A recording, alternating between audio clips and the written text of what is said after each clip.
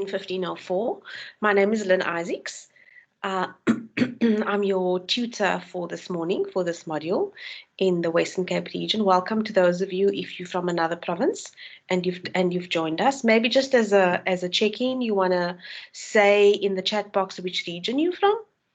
In the chat box, you'll also find the attendance register that we need you to complete. I have just temporarily put my camera on so that you can see me and for a few moments, and I will switch it off shortly. So if you don't mind just saying, all of you who are here at the moment, I see quite a few students have logged in, welcome. Please just tell us where you're from in the meeting chat so that we can get a sense of whether you're all from Cape Town or where in Cape Town you're from, or if you're from the Western Cape or if you're from another province, because I know students from other provinces have been invited. Oh, wow, we have someone from Pretoria. That's great. Welcome.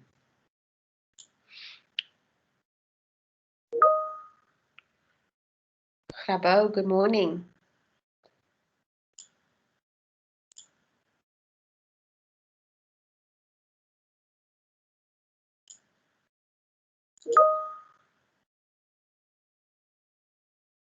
Kimberly, welcome. You're from the Western Cape.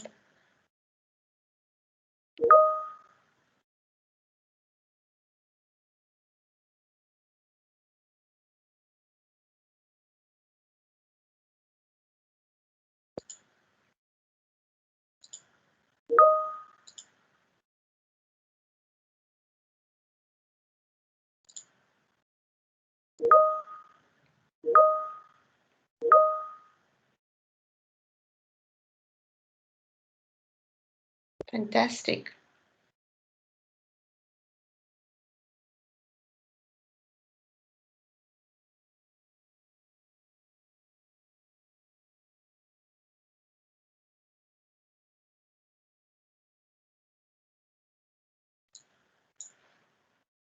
Okay, so let's get going.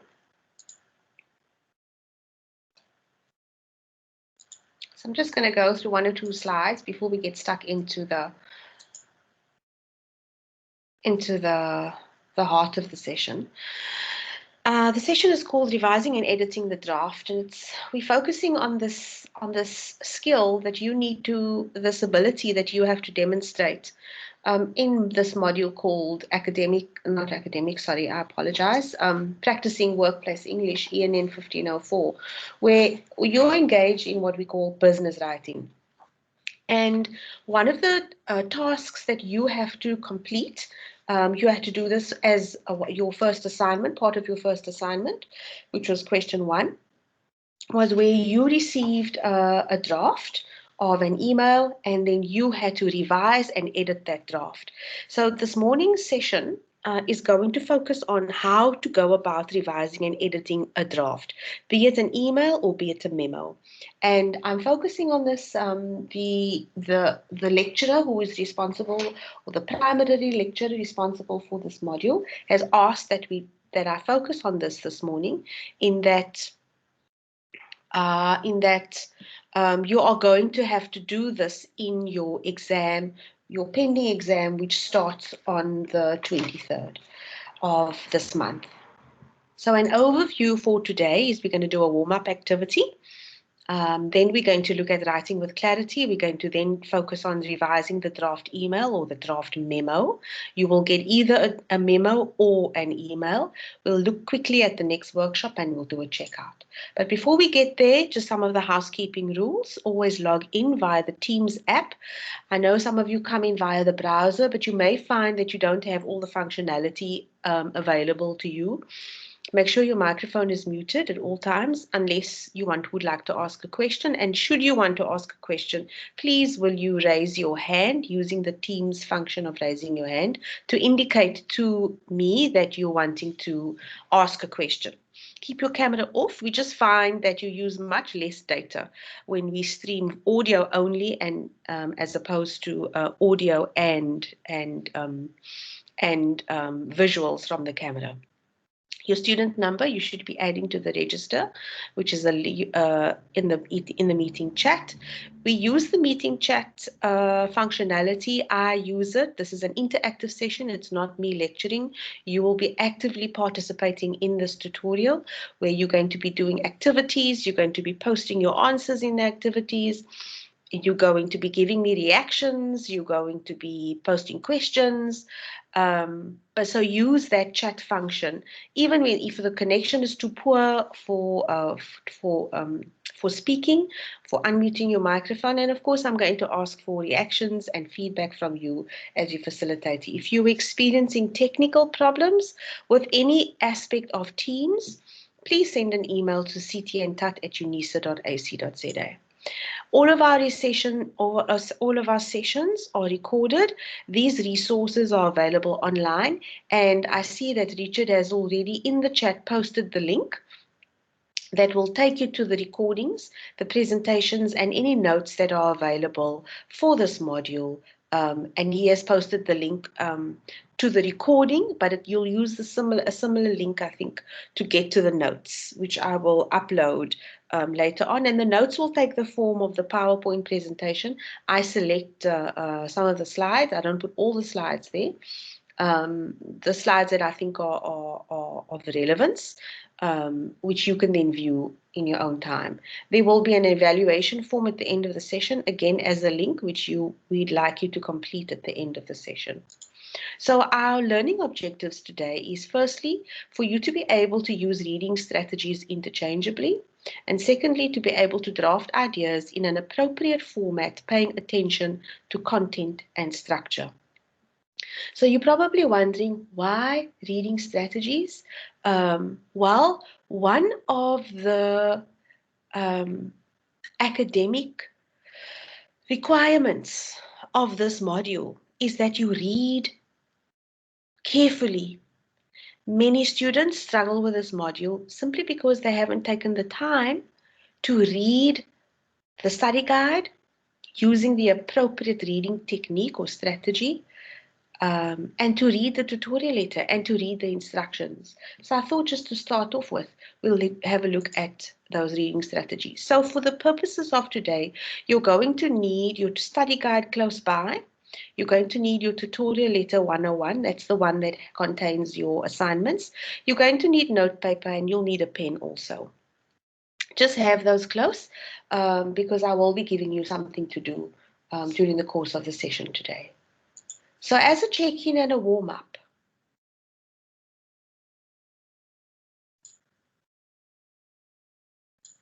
I'm going to share a Word document that I put together, and I'm going to ask you just to scroll or to read this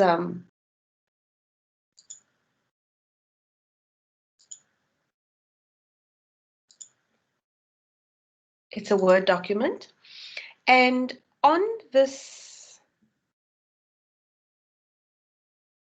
document, you're going to see the four basic reading strategies.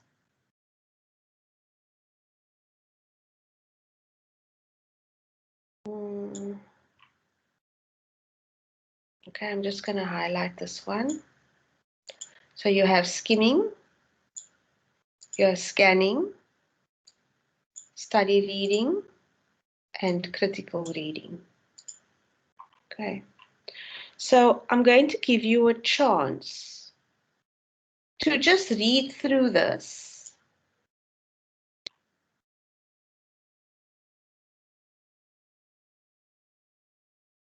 Okay, starting with skimming. So it's now 11:41, and I'll check in with you just before. Maybe you can just tell me in the chat to scroll up, because unfortunately I'm just looking at the screen and I'm seeing you can only see two of the strategies and a section of the third one. So can someone in the chat just tell me, Lynn, scroll up, and then I can do that and you can see the rest of them. So I'll give you until about just before 10 to. Okay, that's like 7-8 minutes to read through what you're seeing on the screen here, the 4 basic strategies, reading strategies that is. And then can someone just in the chat tell me when I need to scroll up? Thanks.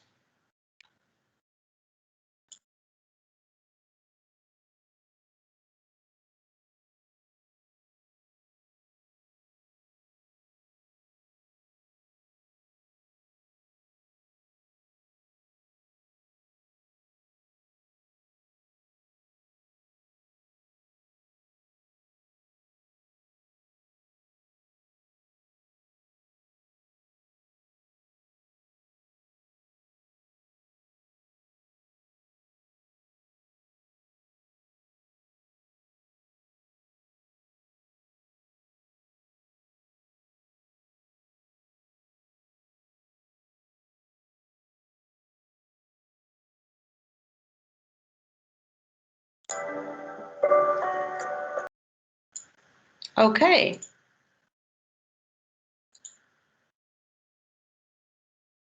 So it seems as if quite a few people have done reading. So my question to you then is, now that you are a little bit familiar with these reading strategies, I want you to reflect on your assignments, what you were doing during your assignments. And I want you to think about which reading strategy or strategies did you use most when doing your assignments? And then from those 4 strategies that you're now familiar with, tell me, think about all of the things you had to read during your assignment in order to complete your assignment. Your study guide, your tutorial letter, the instructions, the background, the drafts, the minutes, all that kind of thing, the report stuff. So there's skimming, scanning, study reading, and critical reading. Which of those 4 did you use most when doing your assignments? Type that in the chat box for me.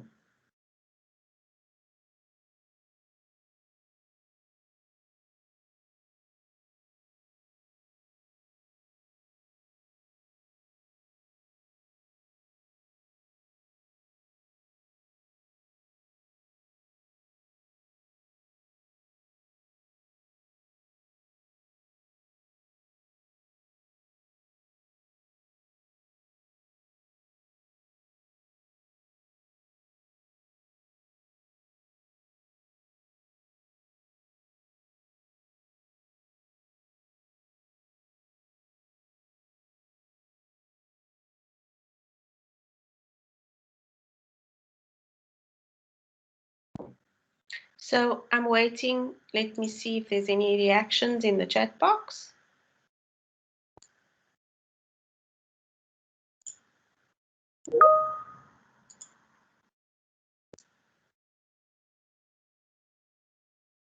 Critical reading and skimming after reading the questions. Thanks, Luando. Study reading, critical reading. Okay. Interesting. All right.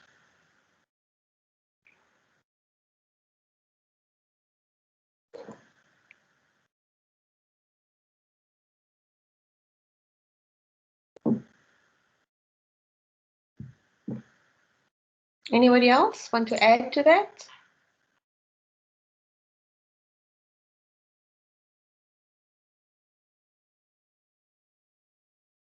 Mm-hmm.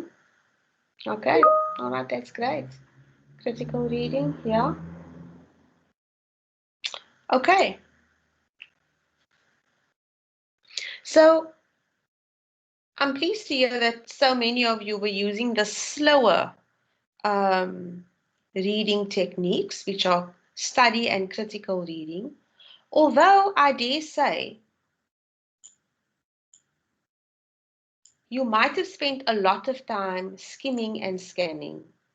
And I say that because many students, we are fantastic skimmers and scanners because we live in an age of visual stimulation because of social media platforms that we use. And we scroll all the time. We don't ever really engage much with what it is we are reading. Um, we stop when something grasps our interest, but we don't really interact much with what it is we are reading. So it's really crucial for you to acknowledge and become aware of the reading techniques that you rely on when you do your assignments, because you're going to take those techniques, known or unknown to you, consciously or subconsciously, into the exam. And the exam is you're going to be given 3 days over which to complete the exam. And so you really need to use those 3 days very effectively and be productive. And the best way to do that is to use your reading strategies as effectively as possible. So skimming and scanning, while appropriate, they are not always most appropriate when it comes to doing assignments, because in my experience of this module, I found that students, while many of you have said you've engaged in study reading or critical reading, when I have seen how students, the outcome of students' assignments or drafts of assignments, I can see very quickly which reading technique you relied on. It's actually not the study reading and the critical reading. It's more skimming and scanning. And I know that because there are details that have been overlooked that you would have picked up on immediately if you were study reading or reading critically. So it's really important that you develop an awareness, firstly, of the reading strategies that you do make use of, and to use those strategies appropriately. That skimming and scanning, while they are strategies, they are not always appropriate. And during the exam time, they're not the most appropriate. So I just want to look very briefly at clarity of meaning. So how do we develop this clarity of meaning? Well, it's through the combination of the following qualities of structure, conciseness, completeness, appropriateness, and accuracy. And here I'm referring to pages 5 and 6 of study unit 1 in your study guide. These are the qualities of good business writing. It is how, when you combine these qualities, it is how you achieve clarity of meaning. And ultimately, when we are engaged in business writing, we are not writing for ourselves. We are writing for someone else, so that the reader, who is our audience or our reader, that person must get the message immediately. There must be complete clarity right at the very beginning. There must be no areas of uncertainty or any aspect of our writing that is unclear. But what is interesting also is that your assessment criteria, and here you can go to tutorial letter 101, the one in which your assignments are. If you go to pages 33 and 34, you are assessed on exactly the same qualities as of good business writing as in your assignments. So your marker is looking to see, did you structure your work appropriately? Was it concise? Was it complete? Was it appropriate? Was it accurate? So these writing skills that you are having to develop, it's important that you develop this ability to write effectively, because you're being prepared um, for the work environment through this course. So it's really important that your writing that you are engaged in, you do so effectively in order to save time, to make sure that you communicate clearly, and more and sometimes more importantly, it's to preserve a professional image, your personal professional image, but also the image of of the company that you're working for those of you who are currently employed, and for those of you who are to be employed. I always tell the story about my husband who had to decide on, out of 300 applicants, create a shortlist um, of potential people to interview. And his the first lot of CVs that were tossed out were people who couldn't spell.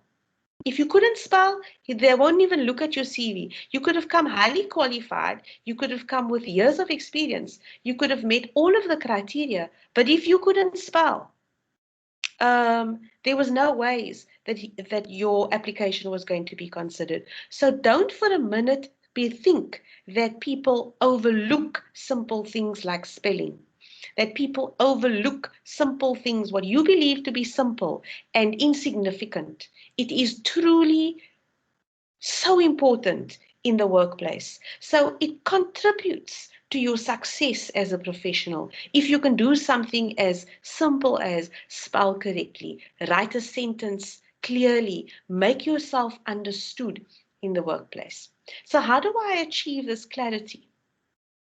So it means that your writing must be organized. So what does this mean very briefly? I'm going to go through each of these elements of good business writing. Help the reader understand at a glance what it is you're wanting to say. So in your assignment, for example, you had to write an email and to Mrs. Cots, who won a competition. If you just wrote one big paragraph and you didn't break your work up into paragraphs, for example, Mrs. Cox would have been confused. She would not have known what you were talking about, because she wouldn't have bothered to read it. Think about it. Think about something as simple as my putting together these PowerPoint presentations. If you look at the slide at the moment, you'll see there's a picture, there's color, there is different sizes of fonts. I've used bullet points. These are the things the techniques I have to use in order to make the slide easily accessible to you as a text. You've got to do the same in your writing. Nobody wants to read one block chunk of text. So create reader-friendly documents. Write one idea per paragraph. Use headings and subheadings. Your report is a great example of that. Use those headings. Guide your reader. Use logical order and signpost words. And some more on structure you'll find on page 5 and 6, or sorry, page 6 and 7 of your study guide. So I'm hoping that you're making notes here to go and read up about get some more information about what I'm talking about. Be concise, be clear and direct. Cut out the useless and unnecessary words. Use short sentences and paragraphs. Use simple everyday words. Many students come to this module overwhelmed and almost frightened because you're thinking, English, English, English. Use the English that you have. Simple, plain words in your writing. Your writing must be complete. So have a look at this example of an email on the screen now. It says, hiya, don't forget the meeting tomorrow. See you all then. Cheerio, Pauline. Okay. If I were to receive an email like this at work and I was not part of the group that Pauline usually talks to, I would have, why are we meeting, where are we meeting, what are we talking about, who's all going to be at the meeting, when is the meeting, okay? So I have all these questions. So have a look at the improvement of that same email. Dear HR team, this is a reminder about the meeting tomorrow, 23rd April at 12:30 in meeting room 3 on the 3rd floor. We will be discussing the soon-to-be implemented payroll system. Regards, Pauline. Now I have no questions. I know when the meeting's going to be. I know who's going to be there. The HR team is going to be there. I know what we're going to talk about. I know where the meeting is. I know why we're meeting. Okay? And I know that how we're going to have this meeting is we're going to have a discussion. So there are no unanswered questions that I have from this email in comparison to that very cheerful, very friendly, but it has no information in it. So you need to make sure that your business writing is always complete. And by complete, we mean that the reader must have absolutely no questions. Then my writing has to be appropriate. And I like this little graphic here because I achieve that using a polite, business-like, friendly tone. I am never rude. I'm always polite and friendly. And I achieve that using vocabulary when I in my writing. My writing style, we are talking about, are you writing formally or informally? Now often we come to you writing an email and we tend to be informal. Now I had this discussion with a group of students the other day, and this was my advice to them. I said to them, this module requires you to be formal, okay, in your writing. Your language has to be formal. So we never use slang, all right? We don't write colloquialisms. It's just another word for conversational. So we don't use conversational English. So for example, if you listen carefully to the way that I'm speaking to you, I'm using words like I'm instead of I am. I'm using words like don't use slang, all right? Um, you're going to find that politically correct language is the way to go. So I'm speaking using conversation, and it's called spoken English, right? So you've got to not use spoken English the way in which you speak. It is not appropriate in business writing to write the way you speak. Okay? So that's very important. And so, because when you write the way you speak, you are going to be writing informally. So you have to write formally always. Language is really important, and I've already explained why this is so important. Spelling, punctuation, abbreviations, acronyms, your grammar must always be spot on. So, are there any comments or questions at this point?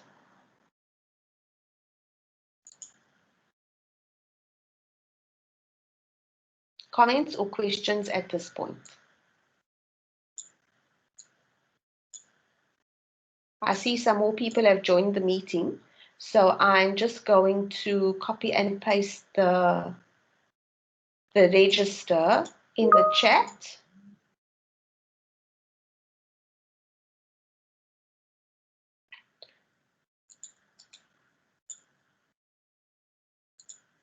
Okay, so I'm not quite sure, your full name is coming up, but is it Shaloni? I'm not sure if that's your first name or if that's your surname, and I apologize if I'm getting the pronunciation incorrect. You're saying, I hope the slide will be made available. I'm taking screenshots at the moment. Okay, so what I'm going to do is, you'll see that what I'll do is I will make these slides available in the form of a PDF document, and I will upload it into a folder which you can access. Okay. All right. You're having trouble with the connection. That's fine. It doesn't matter how you're coming in, whether you're coming in with your phone or whether you're coming in with a computer. So the recording will be available of the session as well as the PowerPoint presentation. Not all of the slides, but the main slides. So I'm sure you're wanting to know about the clarity and all those kinds of things. So those are the slides that I will collate, and I will put them up as notes in a folder. Okay, and I might just maybe just later or on Monday check into the chat of this session, the ENN1504 tutorial session. Just check in the chat. I might just post something and say I've uploaded the slides. So yeah, I mean, screenshots are great, but you don't need to take screenshots because I know screenshots can take up space and all that kind of thing.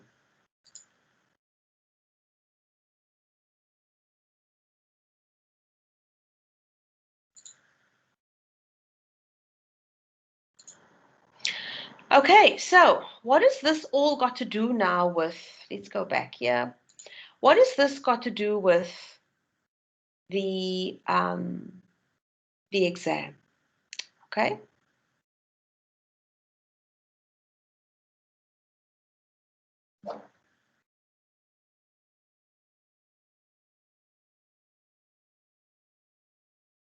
Okay.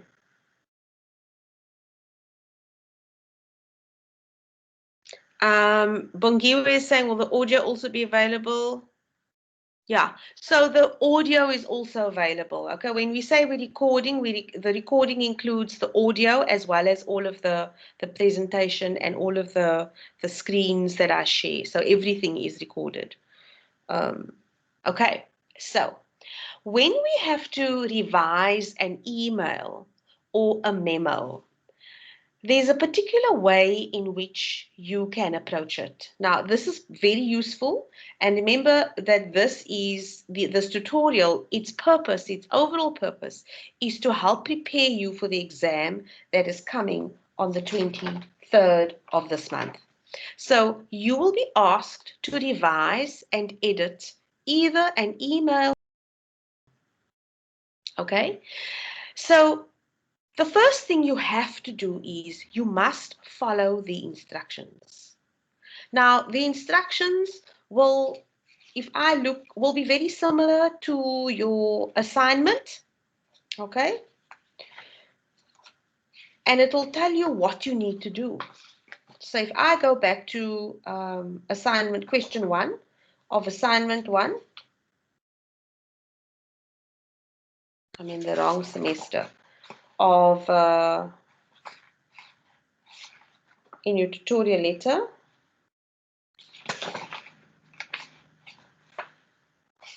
Why am I getting so much stuff? Okay, here we go. So let me just pull that up quickly.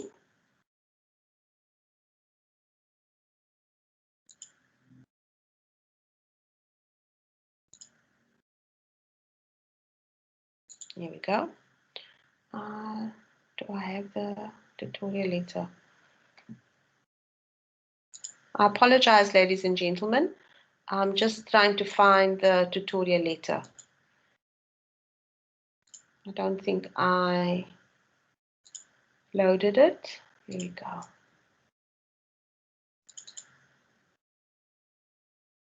All right, so you should see that now because I'm sharing this screen and I'm wanting to find the assignments. And what page am I on? I'm on page 24. Here we go.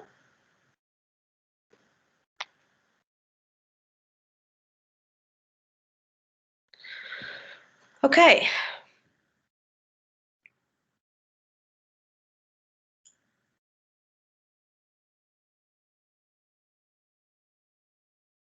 So when it says, when I say to you, follow the instructions, it starts here. Okay? That's where it starts. Then it gives you a background. Then it gives the instructions. Then it gives you the draft email. Now, you will receive something similar. I'm assuming. I've never seen, I have passed question papers, but I don't know how the question paper looks these days because last semester the exam was completed in the same way that you are completing the exam. So it's called an online exam, and you will be given 3 days within which to complete the exam. So you will access the question paper on the 23rd, and by the 20th, and you're given 3 days within which to complete the exam. And the exam will consist of a couple of questions, very similar to assignment 1, I'm assuming. However, you must check the tutorial letters under the announcement tabs, and you must pay attention to the emails that you're receiving from the academics for this module. So don't dismiss it. Always pay attention to every email that you receive from UNISA, and more importantly, from the lecturers for this module. So follow the instructions, read all of it word for word. Do not skim and scan the background. Okay, the background is really important because it contains really useful information that you can use in your revised email or memo that you have to complete.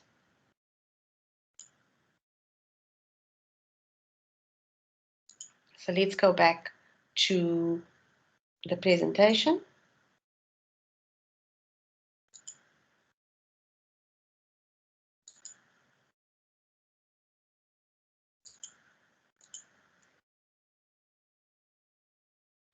So what I'm sharing with you today is an approach to this question where you have to revise and edit an email or a memo.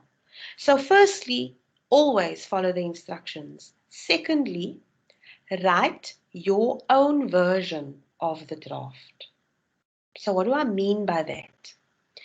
It means that you're going to be given a horribly badly written email or memo, like you got in assignment 1. Okay? So it'll either be a memo or an email that has really been badly written, and you will have to fix it. And the way in which you approach this question is to not go to the draft and try to fix every single sentence in the draft. And I just want to share the draft with you again so that you get a sense of what I'm talking about. So this is the draft email that you received in your assignment. And of course, what you are not going to do is rewrite every single sentence that this person wrote. Okay?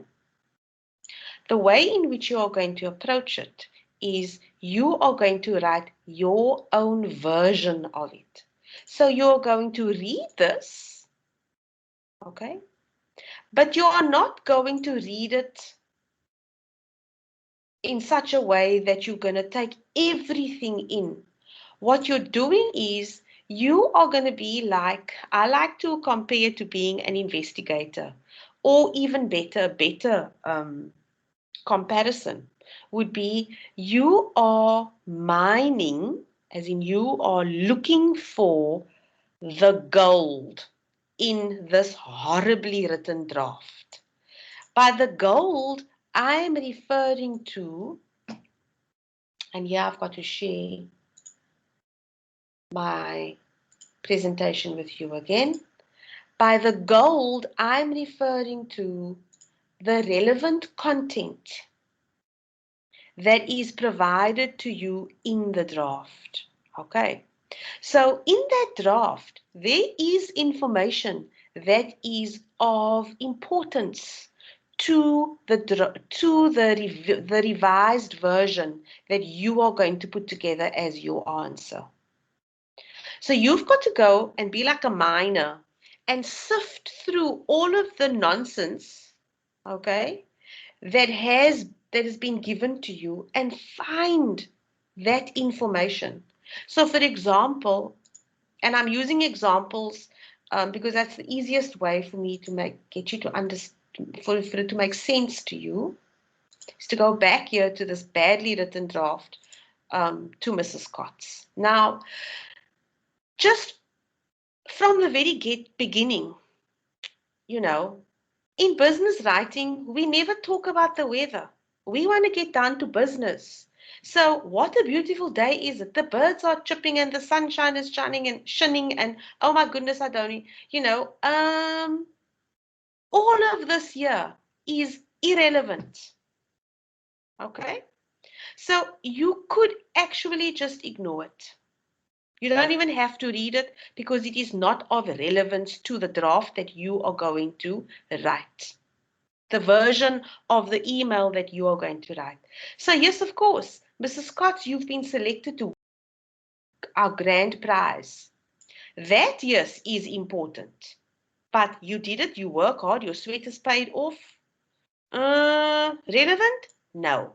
We can scratch it out. Irrelevant. What a day. You know, in nowadays, people don't, all they do is lose to say, now listen carefully. If you don't, please, okay. Is that relevant? Yes or no? I say no, so we don't need to read it. Do you see I'm using reading strategies here to decide whether I'm going to take time to keep reading something that is of no relevance to my putting together the version that I want to submit as an answer. So if whether you don't hear this message, please call me. So yes, this might be relevant. This winning means that you can be able to choose who you will be going with. Yes, that is important. That's important information. But make sure that you choose who are you to tell the person who they must, let's just fix this up. Who are you to tell the person who they can, to tell them about choosing, make sure you choose with your eyes widely open. So that would be irrelevant, okay?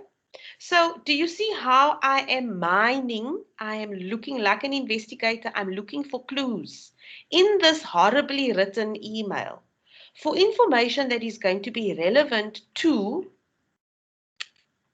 what I have to do. Okay. Information here is also important. This information is also important. So we must highlight that because it gives us details about the prize. All right. So as we go on, we are being like these investigators with our, if you think about those investigators that you see with their magnifying glasses, we are looking like an investigator with a magnifying glass. We are shining our magnifying glass on every sentence and making a decision whether the information contained in that sentence is of relevance or not. Okay? So don't let people fool you. Choose wise when you choose the one who is that of relevance. Well, you've already chosen something that indicated that Mrs. Cox can take somebody of her choice with her. So is it of relevance? No. Is this sentence of relevance? No. And this is how you're going to go through the draft that is given to you in the exam. And you are going to make decisions as to whether that sentence and the information contained in the sentence is of relevance. So you are reading and sifting through the ideas in the sentence. So what is the idea in the sentence that is of importance? And then you're going to take those ideas that are of importance. You're going to write it down on a piece of paper, or you're going to type it up on a piece of paper, and then or type it up in a document, and then you are going to put it into an acceptable structure that meets the requirements of a clearly communicated email. Does that make sense, what I'm talking about? Anyone? Give me right.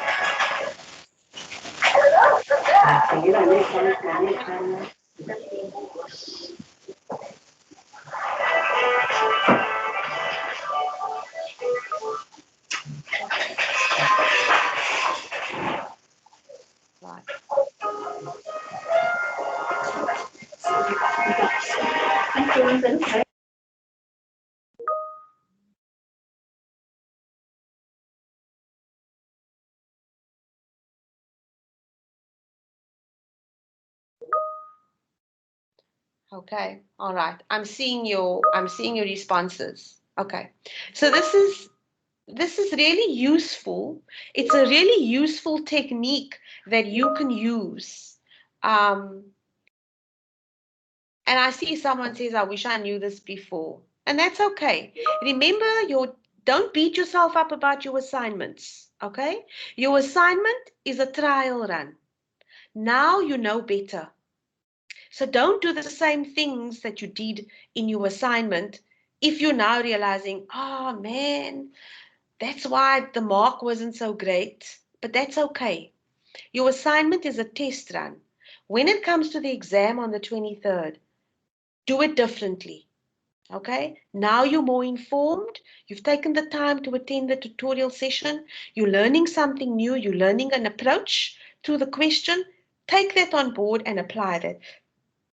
Apply that approach. Now, you're probably wondering now, how come Lynn knows this and I don't?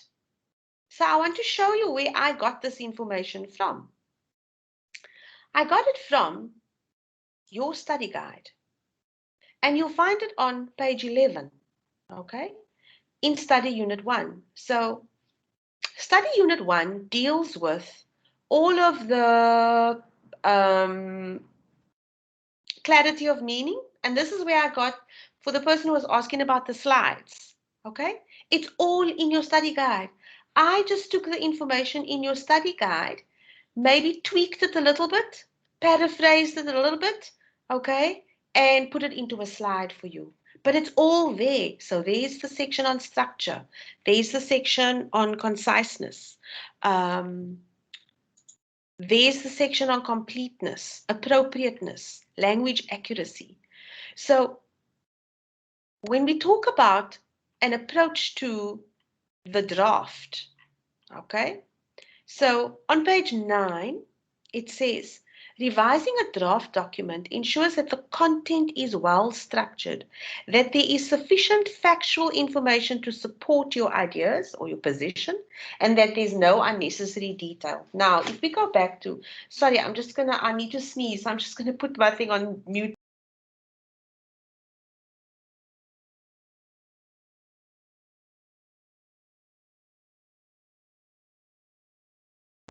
Apologies for that. I got it in time. I hope that you didn't hear that horrible sneeze of mine. Okay, so when I was showing you how to mine through the draft, this is what you're doing. You're looking for the content. You're looking for the factual, and factual, the word factual can go in, little quotation marks.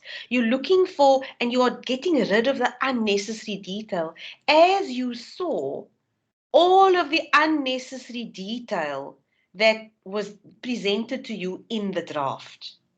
Okay, so you in the draft that you're going to get in the exams, there's going to be a lot of unnecessary detail. And the marker wants to see whether you have adequately selected the information and whether you've taken that information from the draft and the information in the background and whether you've put it into a well-structured email or memo. Okay, so go and read this section on page 9. Then there was something else I highlighted here. Reworking the draft.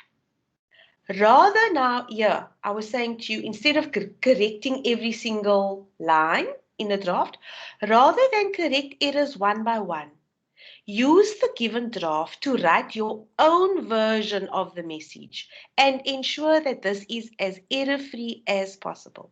So I'm not making up this stuff. It's not as if this wasn't available to you. And so I'm hoping you understand why careful reading of your study guide proves highly valuable and beneficial to preparing you for this exam and preparing you for your assignments and of course preparing you for your exam coming later this month. Of course, you can add a few details. Okay, so for example, in this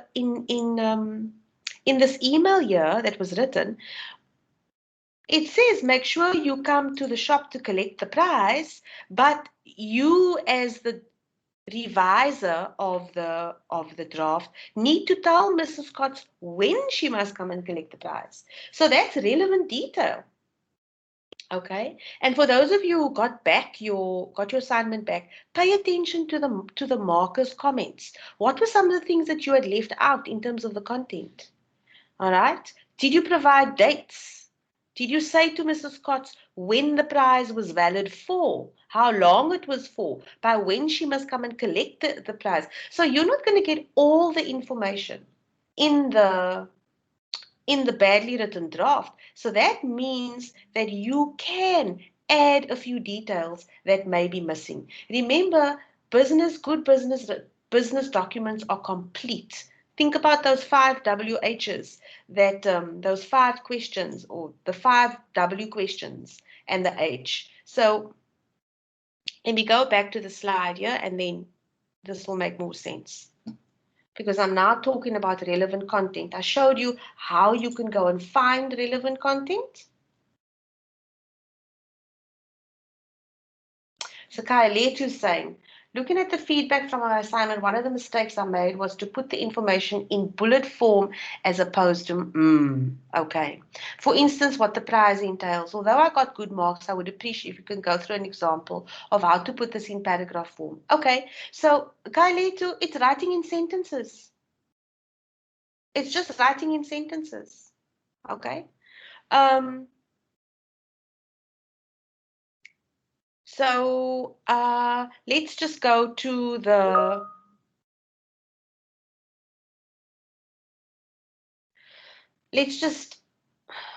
somebody's saying, let's see the comment. Okay, Maranisa's saying it's a bit, I work and understand with a hard copy, it's a bit hard. Thank you for pointing out these points. Okay, all right. Thanks for that feedback. So let's just go back to the slides.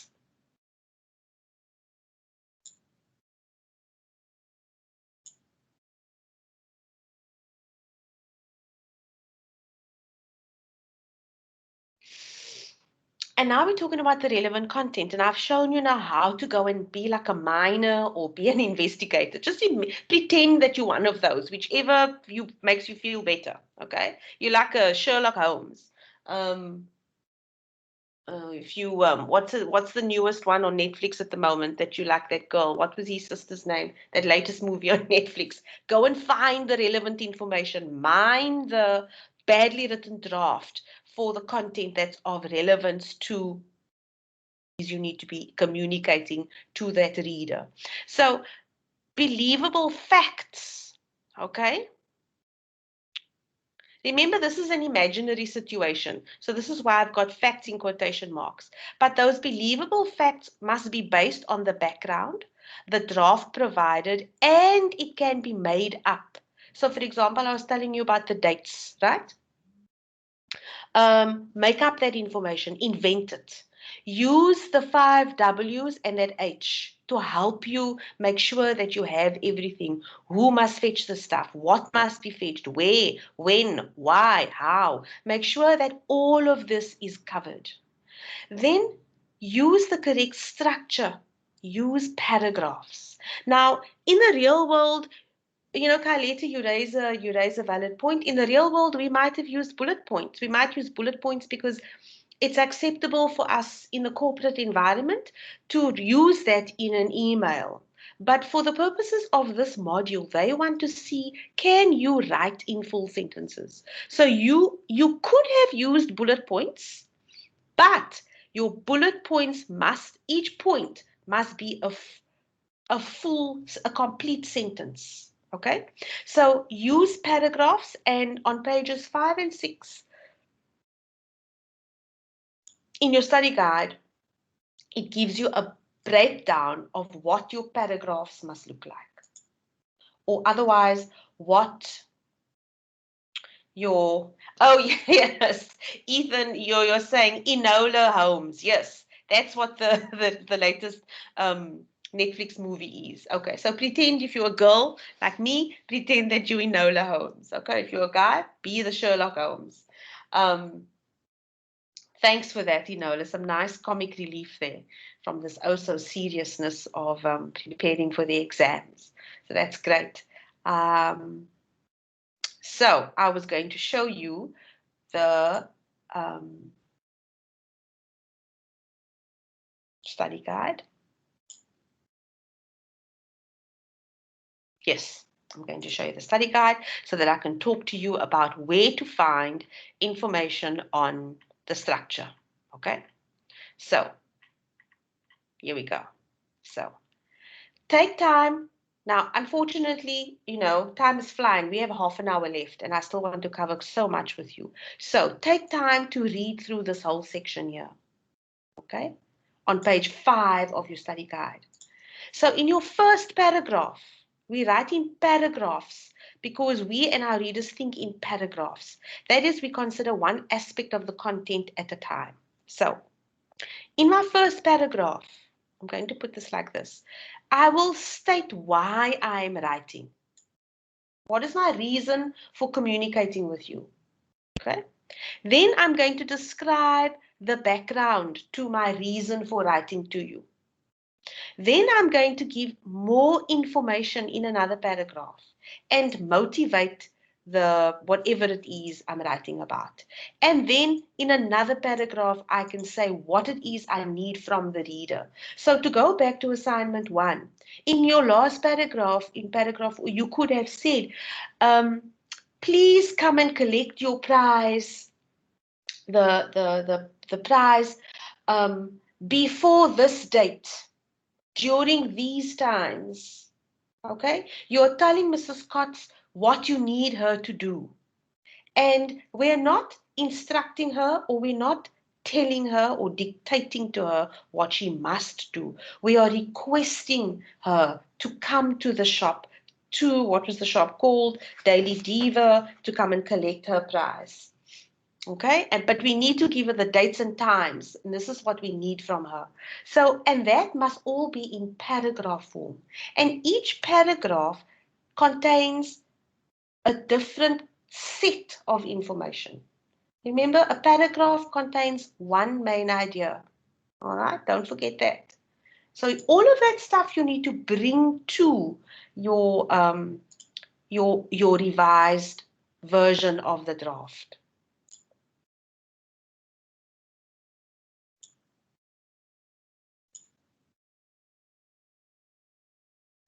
Then you need to make sure that you write formally, that you write without emotion, and that you write politely. So this whole slide here is an approach for you to adopt in the exam to that revising an email or a memo. So I want to move on now to the format and the layout of the memo and the email, okay? Because you will be given marks for making for the structure and the format and the layout, and it's not difficult. All right. Firstly, okay, I'm fully aware that there is no layout in your study guide or in your workbook for an email, so I've put something together in a Word document, which I will share with you shortly, to show you what your email could look like if you are given an email to revise and edit in the exam. But your study guide does give you a very clear format and layout for a memo. So I just want to go through that with you very quickly, and I want to show you where to find it so that when you remember with your exam, you are going to have the opportunity to consult your study guide, right? You're not writing under normal it's not exam conditions as if you were to go to a venue to write. So you will have access to these recordings. You will have access to your, make use of your resources that you have in the form of your study guide, your tutorial letter, your feedback from it's like an open book exam and you're writing it at home. Okay, so you're going to be given, so imagine this is on page 11, and this is a memorandum, a badly drafted memorandum. Okay, so this was an example in your study guide of a memorandum. And we usually informally refer to it as a memo. So the task is to revise, edit, and proofread this draft. And you will have to do that in the exam. So this is what you're given, and you've now got to go and rework it.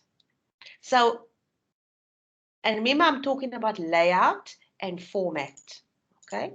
So how do I lay out a memo? So have a look at all of the elements that you need to ensure is on your page if you're given a memo to revise, edit, and proofread. Okay. So name of the organization, the word memorandum.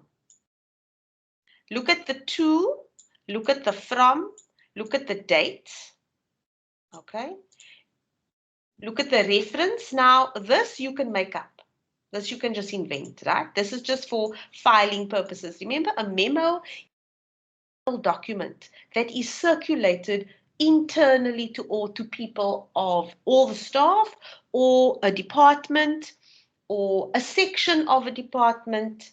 It's an internal document. So pay attention to these little small things, because this is what you're going to get marks for, right? And this is where you score marks, because, you know, your content and your grammar and your language might, you know, you're always going to maybe, not always, but you might find that that's where you struggle. But if you can get all the marks possible for your layout and your format, then that's good to go. So take the marks where you can get them, like, you know, just for free. So this is your subject line, and your subject line is really an important part of your memo, in the same way that it's important to your email, because it tells your reader what the document is all about. Okay? So make sure that the subject line of your memo and your email is short, and it is clear, and it is concise, and tells the reader exactly what this communication is all about. It can't be a whole long story. I mean, one year I had somebody send me an email, and the whole email was actually put into the subject line. I was very confused, but I had to be forgiving, and I had to reply to that email. So don't be like that. Make sure that when you're writing a memo, that your subject line is very clear. Okay. Do you see paragraphing? Okay. All right. First paragraph, reason for writing. Okay. Next paragraph, more information. Final paragraph. Now, you don't have to write 4 paragraphs, but just make sure that you cover all the content. Final paragraph, telling the reader what it is they need to do. Please do this before 15 October. Please indicate on the list in my office whether you will work on the Saturday or the Sunday. And then a short ending, and the person's name and surname, and the person's position. Now, for the memo, these are some of the things, the areas in yellow that I'm just highlighting now. This goes under the format and the layout. Okay, so this is the stuff that you must have, and that is the subject line.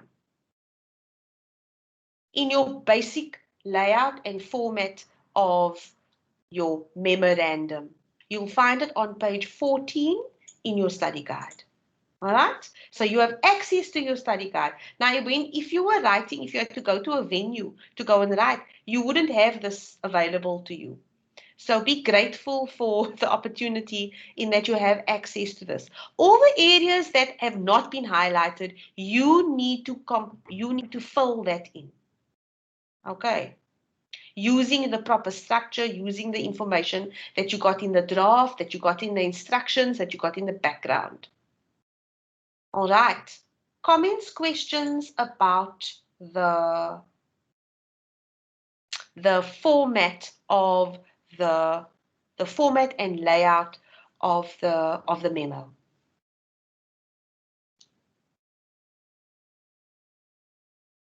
Comments, questions? Anybody? Yes, go ahead. I see a hand. Hi there. Oh, Hello, Tuli, you here? Hi. Hi. Jen. Okay, students, Dr. Shandu is your lecturer for this module. So welcome. I didn't realize you were here. Go ahead. You wanted to say? Thank you so much, Lynn, and greetings, everyone. It's great to see so many of you participating today. Lynn, thank you so much for that presentation. You've nailed all the areas, all the problem areas that we find when we mark or when we respond to student queries on email. Mm-hmm. um, it's important for our students to know that there are areas where they can actually collect marks. There are areas, like you just said, there are things that you can do to make sure that you collect marks. Once the structure and format, once you have that nailed, then you know that you are off to a good start, Mm-hmm. right? Before you even get to the contents, but just having those structure areas, then you know you're sorted. It's the same thing with your report. I always say that the report is one area where students need to just collect bountifuls of marks, because the report is so structured that I should have 1, 2, 3, 4. The title has to be in capital letters. So once you have that, then you know that you stand a very good chance, with your results. So back to the editing section. One, we just need to realize that the editing activity is not just about spelling errors. I know that we make this mistake where students just look at spelling errors and they just look at at typos. It's not about typos. It's about the whole shebang. It's about your structure. It's about your subject line. I don't know how many students just refuse to look at the subject line. That's important. It captures the essence of the email. Or students who just completely ignore the introductory sentence or introductory paragraph in an email or a memo, the one that captures the purpose of the email or memo. So there are things that we ignore as students, partly because, okay, I'm just going to go ahead and say it. Students do not think the study guide is important. They feel that, well, I know how to write emails. I've been writing emails on Gmail forever, and I've been writing emails to my lecturers forever. I do not need to read the study guide. And the reflection exercise, students feel, well, there's nothing I can prepare for the reflection in the exam, but there is something you can prepare. You can read Unit 1, where we write about business writing and formal writing, issues of style, correctness of language, paragraphing, and all those things. The study guide is there for a reason. And when we mark you down, we do not do that because we do not like you, but it's because you did not apply what we teach in the study guide. And especially with English, English is one of those difficult modules where our familiarity with the language then misleads us to think that this is an easy module that one will pass. I don't know how many emails I receive from students who say, I'm a first language speaker of English. I was born speaking English. Even before I was born, I was speaking English in my mother's belly. Or students who say, I'm not a first language speaker, but I've been learning English for 12 years of school. You cannot now come and say I've failed English. I know English. It's not about English as a language. It's business English. It's formal English. And you will not make it if you disregard business writing skills, if you disregard the study guide. I know of people who are first language speakers of English who have failed the module. This other time, while we were still in the offices, the parents came. The student brought the big guns. The parents came and they said, You cannot fail my daughter. She knows English. She speaks English. Look at us. We look English. And look at you. You do not look English. So you cannot fail us. It came to that. It came to that because we disregard business writing skills. We disregard formal writing skills. So if you use informal English, you will fail. If you do not attend to format and structure, you will fail. But the flip side of the coin is if you read the study guide and apply what we teach there, chances are you will pass, and you will pass excellently. If you use formal writing, if you use formal style, you will pass. So that is one.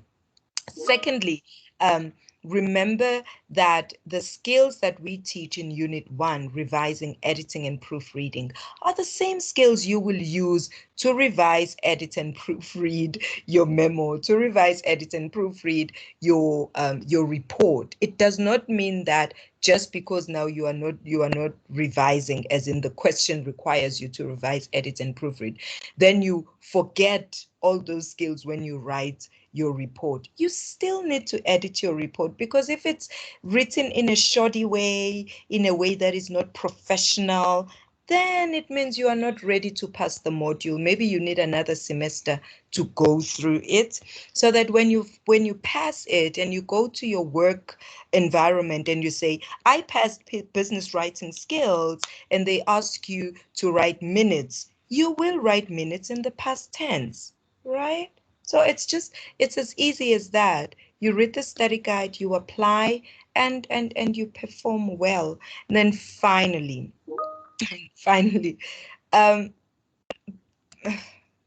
ENN1504, yes, it's English, but we are trying to train professional people, right?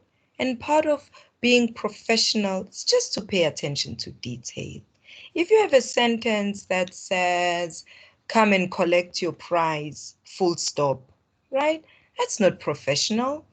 You need to provide details. That is why in some of your assignments, you had comments such as crucial details missing or incomplete information. Because when you say come in and collect, when? What time? Who do you talk to? What do you bring? You know, those kinds of things. So look at it this way. 1504 is about training professionals, whether you are a social worker, an accountant, or an office admin. Your writing has to display a level of professionalism. Thank you very much. Thanks for that, Tuli. I just saw your message now, your apology. And I had covered some of that in the earlier slides. So maybe if you want, you can go back to the beginning just to see the recording, and go to the beginning of the presentation. And I covered quite a bit of what you were talking about. But thank you for that input. I'm sure the students are very grateful. They also, as you're probably seeing in the in the chat, they're having a good laugh with the emojis, bringing the big guns of the parents, etc. All right. So, oh, hi there, Winnie. Welcome.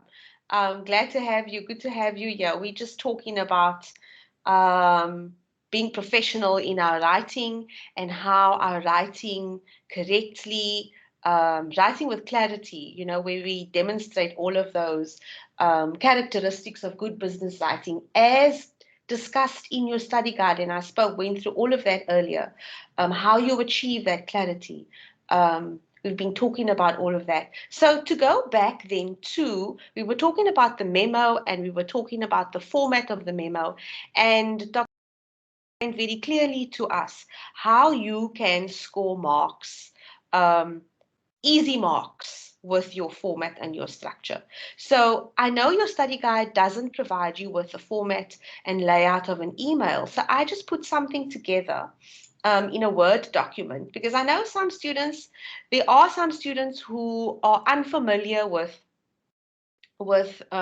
email in a professional capacity, and some people who are, but then were unsure as to what was expected in terms of what do I include, what do I exclude. So let me just find the correct document. It's not this one. I'm just wanting to find it and put it into my share tray so that it's available. Okay, here we go. Okay, so I'm sharing a Word document with you at the moment, which I just put together using the information that is in your study guide.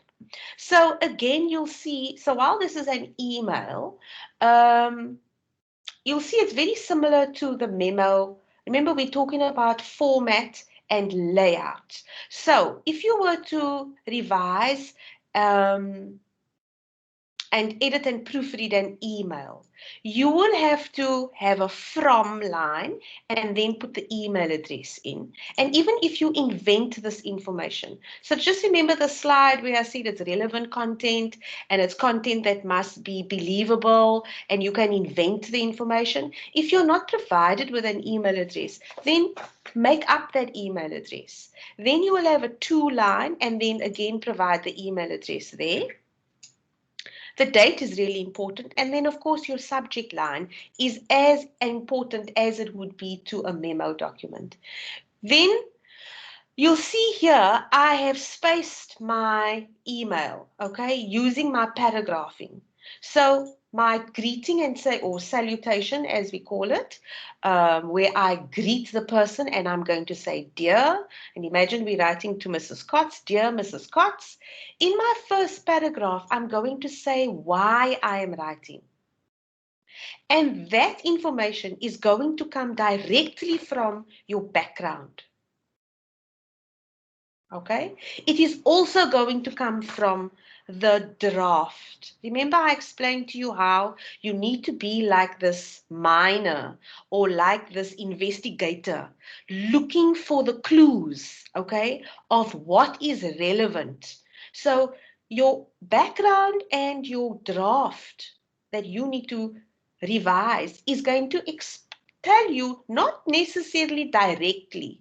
It's never going to say, the purpose for writing this email is.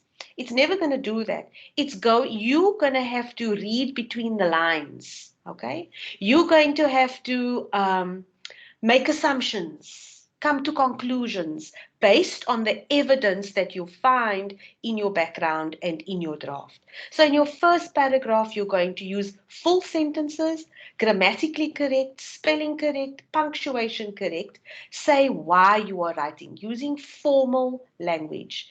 In your second paragraph, now you're asking, where did I get this information from? This comes straight from your study guide that I showed you, pages 5 and pages 6 of your study guide that I went through with you earlier on, where it says, in a second paragraph, give some background detail to your purpose for communicating.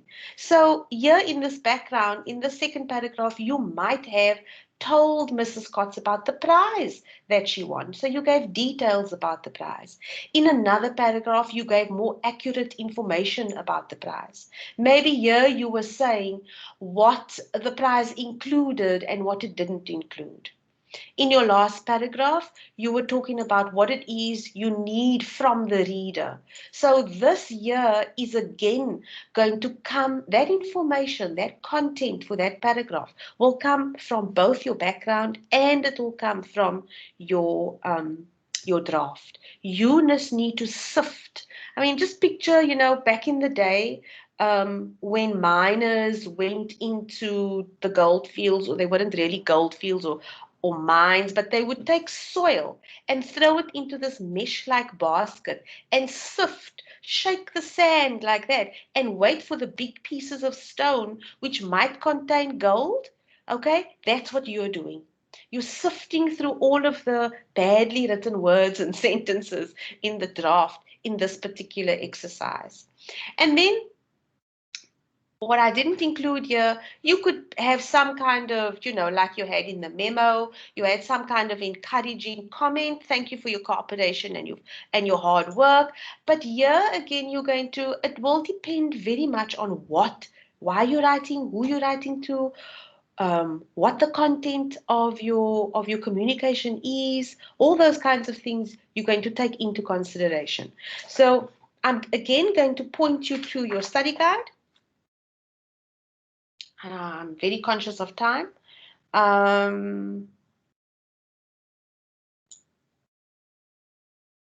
me just share the study guide with you. And I need to get it back into my tray.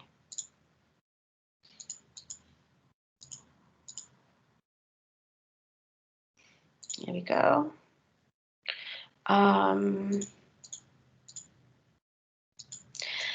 Dr. Shonda was explaining how important your study guide is, and it contains such valuable information.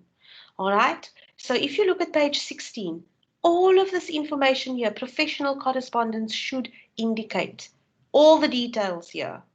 All right.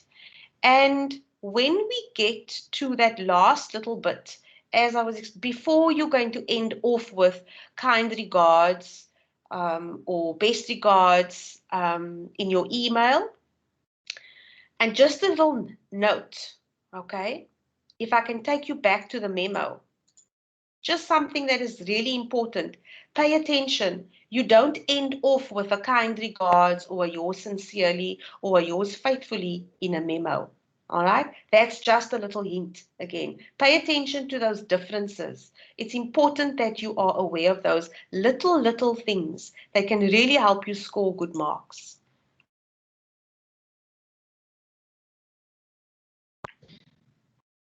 So I want to draw your attention here to this paragraph on page 17. All right, it says, it's a useful paragraph to read because it tells you some of the overused phrases, and in English we use the word hackneyed. Hackneyed means overused, that we don't even pay attention to it. We just use it so much. Thanking you in advance. Avoid that. It will avoid using words like hoping and highly. It will be highly appreciated.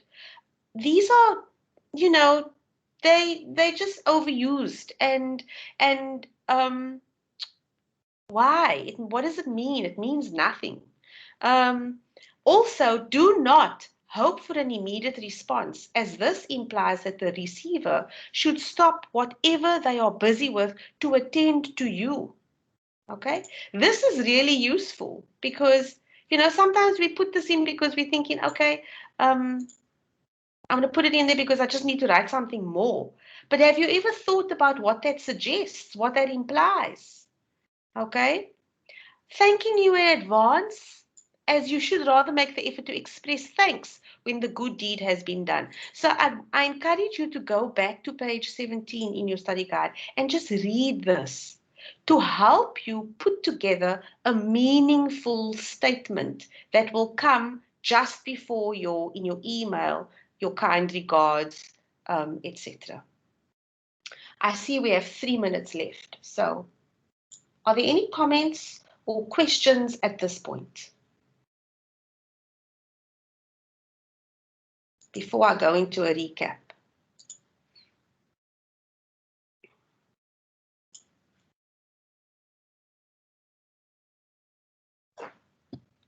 Okay. Koketsu says no comments or questions. Thank you. All right. So I'm sharing the presentation with you again. So very quickly, an approach in the exam for this revise and edit and proofread exercise, which you'll have to do in the form of either an email or a memo. But as Dr. Shandu has indicated, it is equally important for you to perform those things on your own writing. So when you're doing minutes or when you're putting together a report, before you go send, read through it again and ask yourself, have I included all the relevant content? Okay. So to come back to the memo and the email, Read the background and the instructions word for word. Remember, we started off with looking at reading strategies, right? Just as a warm-up. So why is it so important to read word for word? Because when we skim and scan, we are going to miss important, highly valuable clues and content that might be necessary to communicate clearly. Okay, so you establish that relevant content, and this is where you're going to be that investigator or that miner, where you're going to mine the draft for information.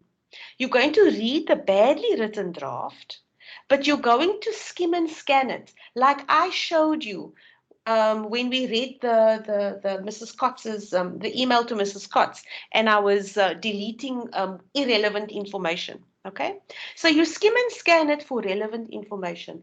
Much of the content there may, and look at the word I'm using. I'm not saying will be, as in it is.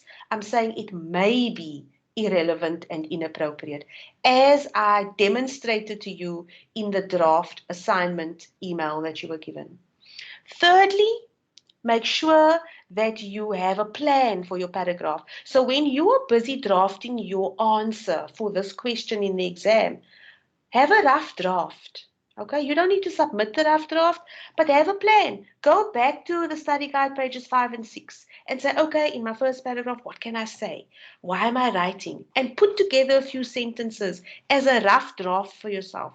Work out your second and your third and your final paragraphs roughly in some kind of plan, showing clear structure in your paragraphs, in your layout, in your format. So, at this stage, are there any questions or comments?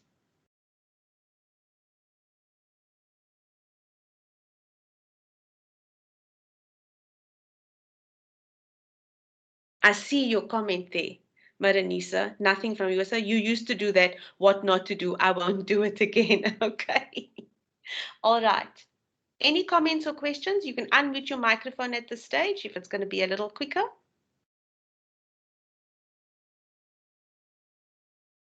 Hi, Lynn. It's me Hello. again. Hi there. Thank Go you ahead. very much.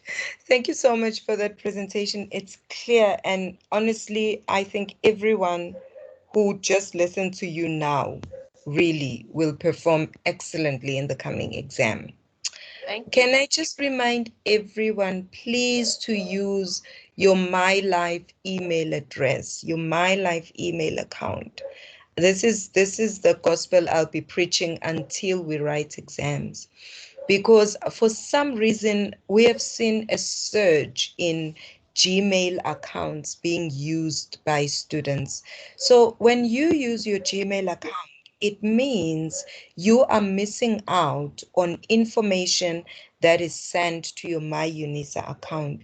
See, when we send announcements on MyUnisa, we set the preferences so that the announcement goes straight to your email account. So if you use your Gmail and you do not check your MyLife email account, then that means you miss out on those announcements. Even now, there are students who say they did not know that the 25th was the closing date for the assignment. But we have been sending announcements, we've been sending reminders, we've been sending crucial information on assignments. So when the exams come, there will be announcements that will be sent, in relation to exam preparation, in relation to the contents of the exam, in relation to, other pertinent information.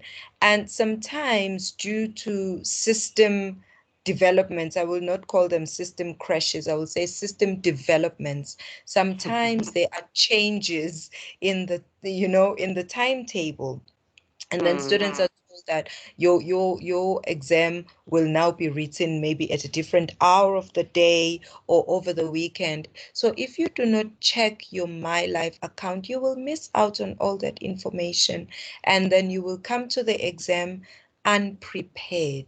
Please, even if you do not like your MyLife account, okay, maybe sync it with your Gmail account so that you do not miss out. There are resources, there are support materials. Just make sure that you are in touch and in tune with your My Life email account. Thank you.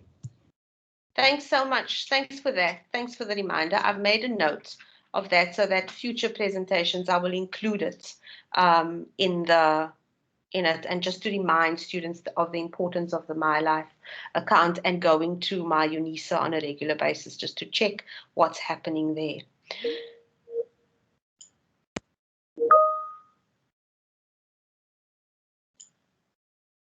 Thank you for the feedback so far, ladies and gentlemen. We've come to the end of the presentation and the session today. And so I just want to recap. What we intended covering today was for you to go away with a sense of being able to use those reading strategies interchangeably that we spoke about earlier, and then being able to draft your ideas in an appropriate format, paying attention to the content and structure, particularly when having to revise and edit and proofread a memo or an email. So as a checkout, in the meeting chat, what was most beneficial about today's session for you? You can unmute your microphone or you can type it in the meeting chat. I have also posted a feedback form that I'd like you to please complete. We really would appreciate it if you can tell us what we can do to improve. We really value your feedback. So I have posted it I'll post it again. Please just click on the link and then complete it. And then if you can, in the meeting chat, also just tell me directly what was the one thing that you're taking home with you today.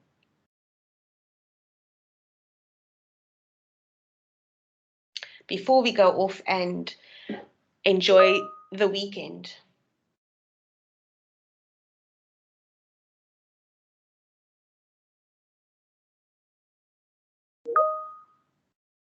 To read slowly and carefully, yes. Okay. You got clarity and you're confident, you're feeling more confident. I'm loving these comments. Keep them coming. Okay, all right. The 5WH, yes. Okay, how to structure the business documents, the email and the memo.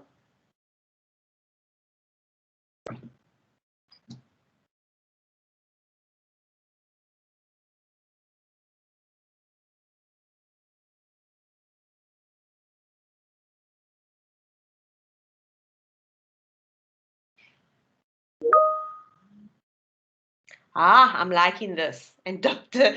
Shandu will be pleased with this one, saying, my outlook on the study guides has changed. Thank you so much. Yay! That's great. Woohoo! There's another one, make use of the study guide.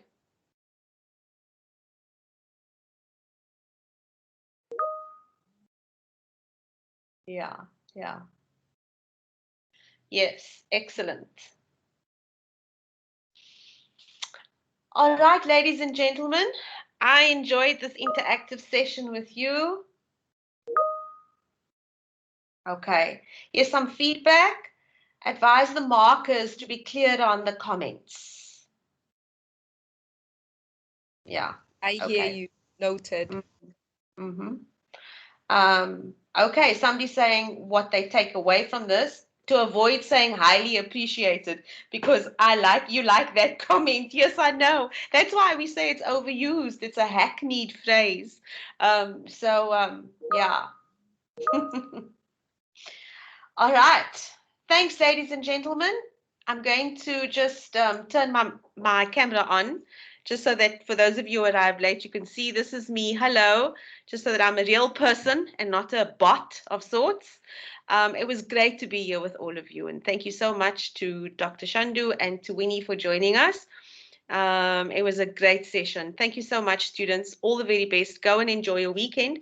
And I hope to see you all next Saturday when we will continue with these tutorial classes. Take care. Stay safe. Wear your mask. Wash your hands. Social distance. All those good things. We are on level 1, but the virus isn't on level 1. It's still a real problem. And so we need to take care of ourselves and those people around us. So have a good weekend. Take care, everyone. Goodbye.